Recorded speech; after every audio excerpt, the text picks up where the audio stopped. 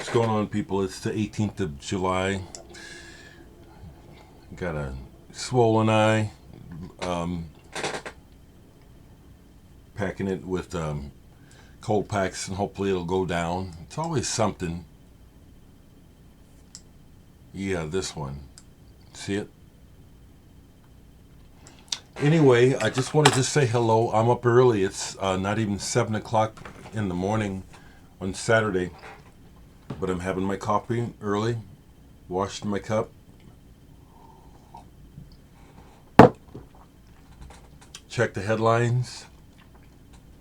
Worldwide, not just America, because America news is not news, and world news is not news. You have to look at it all and kind of figure out what's going on. So, it's just strange times, and it's going to stay strange, and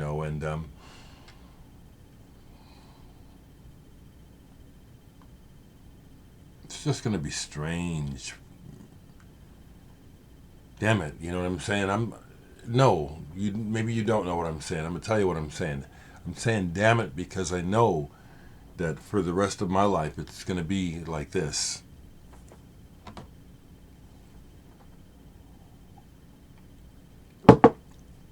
Or steadily going like this as opposed to going like this. I don't want to be right. I'm laying it out though, so that I can deal with it. Sad times. Wake up this morning and John Lewis, the civil rights activist who did literally put his life on the line for all of us, passed away. What was he, 80? Rest in peace. Yeah, I see my eye now. It's fucked up. So I'll put a cold pack on it when I'm done here. You know, a while back I had shared this album, but I hadn't listened to it when I played it. Hadn't listened to it in a while. And I was talking about, this is a live album, and my dad was in the audience. Well, it's not a live album. Some folks had a real good time taking me to task for, correcting me. People really like to correct me. But I listened to this last night, and boy, what a hard-charging album. So, here's probably the real deal. John Coltrane was in the band at this time, and they recorded this album in Chicago around 1959, 59. My dad is from Chicago. And this must have been the time that some circumstance allowed my dad to meet John Coltrane. Apparently he knew Cannonball, and that's what led to my dad having a relationship with John, to the point that John Coltrane visited us one time in Omaha, which I remember. But this is a dynamic album. I love the up-tempo stuff in particular on here. Jimmy Cobb on drums, who we just recently lost. Rest in peace. Dynamite music. Wynton Kelly, Paul Chambers. I do love jazz. I don't have to say it. I love my people. I do want to say this. There was a comment on my last video, and if you're not black, you really can't speak for black people. You can give your opinion, but you can't tell us what we're supposed to like and not like. We've had enough of that. And I'm taking friends of mine to task, white friends who find themselves trying to make declarations and says, that's not for you to say. And it's at the point where that needs to be stated and understood. You guys have been hogging the ball and telling everybody which way the water is running for way too long. You can't speak for me. I can speak for me. I can make comments about being black, but that doesn't mean I'm speaking for all black people. So if you ain't black, you can't speak for blacks. You can speak with love, and I understand what you're saying, but you can't speak for us. You can't.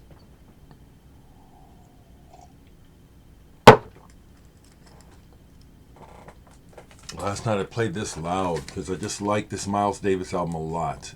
Decoy. I like Miles Davis, period, but this particular album, I just really think it's just really a jammer. I like it a lot. And Miles Davis is someone else who, again, I just spoke about John Lewis being a warrior for civil rights. Miles Davis has been a warrior for life rights. You know, on the front line of a black person just trying to live the life that we see is available.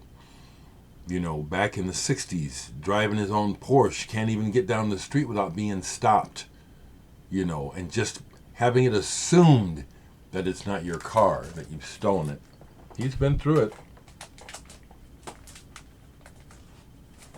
Something else I played last night, that a black artist that I don't know why he's not more well known. I posted this online and people saying, who's that? Who's that? Horsey Arnold played with Charles Mingus. Okay, duh. Tales of the Exonerated Flea. Look who's on here. Jan Hammer, Ralph Towner. Who else the hell is on here? John Abercrombie's on here. Dom Ramao is on here. This is Rick Laird from Mahavishnu Orchestra. It's not a typical sound at all, and I think that's really why you don't know about Horsey Arnold. He was not a typical black-sounding artist. Like me, I'm not a typical sounding black artist. Proudly black, but proudly universal and beyond just what's expected or a stereotype of the black sound. Horsey Arnold is another, to me, example of that. He's a jazz musician, but this is jazz, fusion, and world music and something else. That's why you haven't heard about him. Horsey Arnold. That's what I want to say. This eye is bugging me. I'm going to not stay on long and go get a cold pack and put on it. You know, when you sleep, you sleep through it. Then you wake up and then it's like it's irritated and it's inflamed, and I've already washed it this morning, so I'd like to feel good, so I want to take care of this. But no insult, and I'm not insulted or offended by the person's remark who tried to speak saying black people should do this, should do that. I'm just going to say it again. If you ain't black, I don't know how the hell you think you know, it's like you can say that, but you got no grounds to stand on. You don't know. It just needs to be our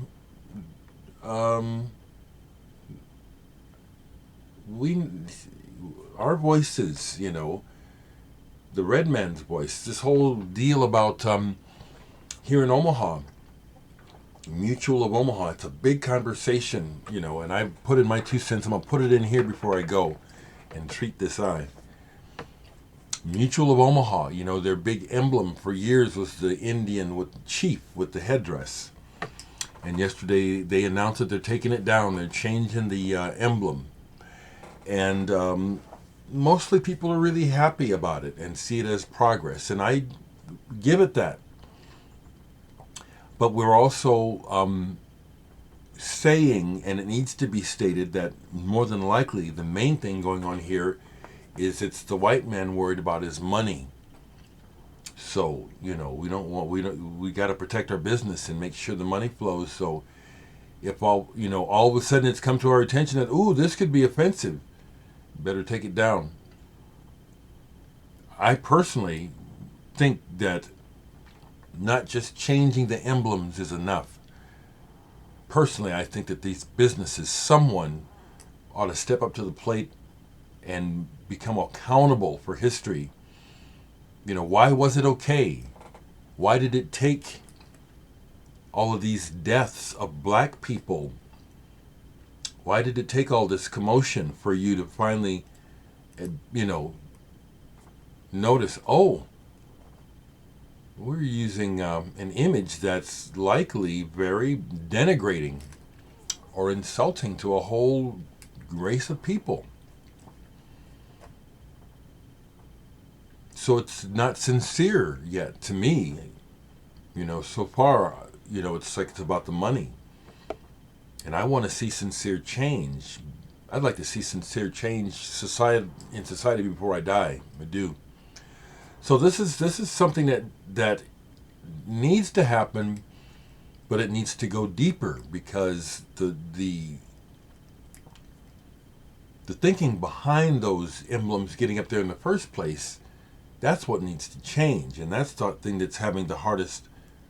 That's the hardest thing to have changed, is people's thinking.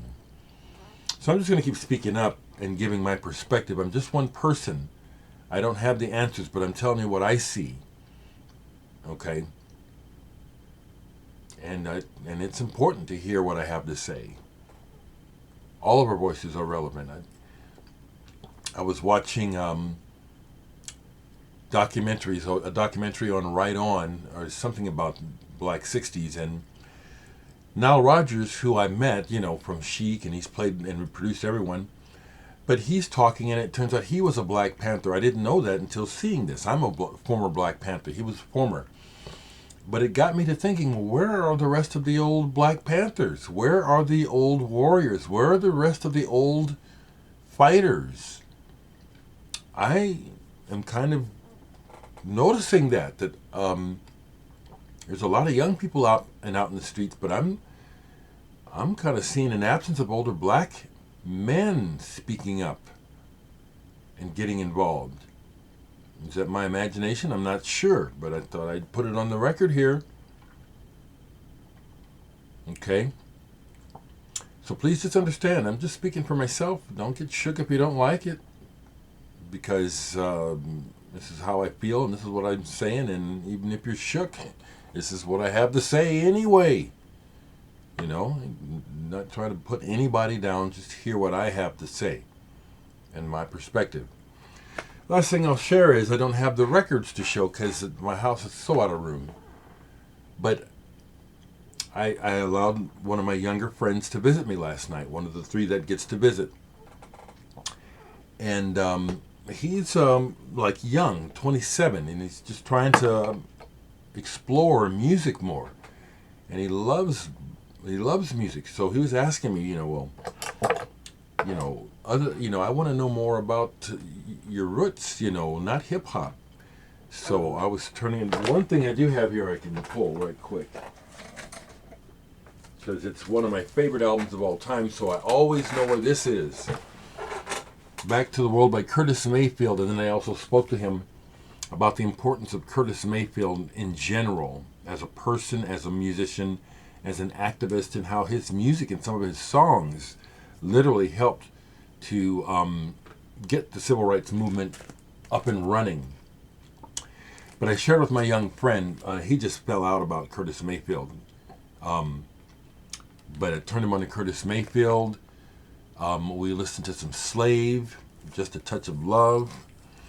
Then I went in that direction for a while, because it's like, you need to hear this, Lakeside, good party music, good time music. Frankie Beverly and Maze.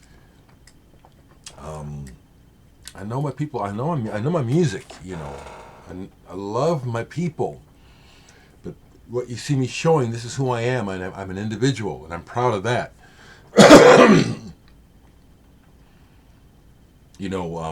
I'll tell you this: when hip hop started to become popular, I already knew about rap, but it was my white friends who kept shoving it in my face, saying, you gotta check this out. Interesting, huh? I'm not sure exactly what I wanted to say about that, but I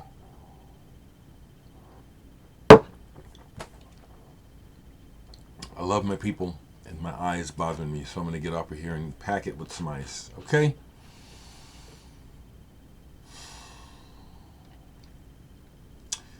Man, what a mess we're in.